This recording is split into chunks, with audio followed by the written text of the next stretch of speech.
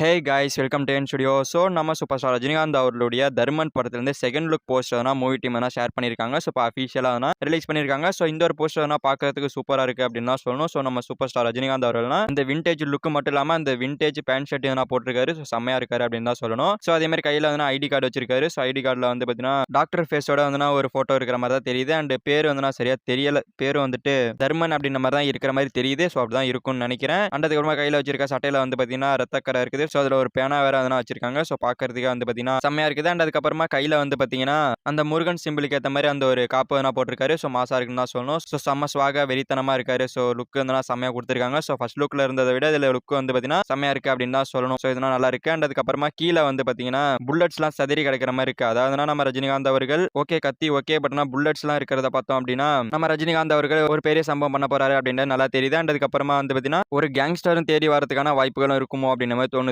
And அதுக்கப்புறமா கீழே இருக்கிற இந்த ஒரு வெப்பனை பார்த்தீங்க அப்படின்னா இது விக்ரம் படத்திலே நம்ம கமல்ஹாசன் யூஸ் பண்ணியிருப்பாரு. அது ட்ரைலர்லயும் அதுக்கப்புறமா டைட்டிலையும் தான் காமிச்சிருப்பாங்க இந்த ஒரு வெப்பனை. பட் படத்தில் அந்த அளவுக்கு காமிச்சிருக்க மாட்டாங்க. பட் இதில் காமிச்சிருக்காங்க. மேபி படத்தில் ஏதாவது இருக்க வாய்ப்புகள் அதிகமாக இருக்கு. ஸோ கீழே ஷூட்டிங் பிகினிங் டுடே அப்படின்ற மாதிரி போட்டாங்க. ஸோ சூப்பரான சம்பவம் தான். ஸோ ஓகே ஓவராலாக பார்த்தோம் அப்படின்னா போஸ்டர் சூப்பராக இருக்கு. ஸோ இந்த ஒரு போஸ்டர் உங்களுக்கு எப்படி இருக்கு அப்படின்றத கமெண்ட்ல சொல்லுங்க. ஸோ இந்த வீடியோ பிடிச்சிருந்தா லைக் பண்ணிட்டு நம்ம சேனல் சப்ஸ்கிரைப் பண்ணி சப்போர்ட் பண்ணுங்க. இட்ஸ் ஓகே, தேங்க்யூ ஃபார் வாட்சிங். அடுத்த வீடியோல பார்க்கலாம். தேங்க்யூ.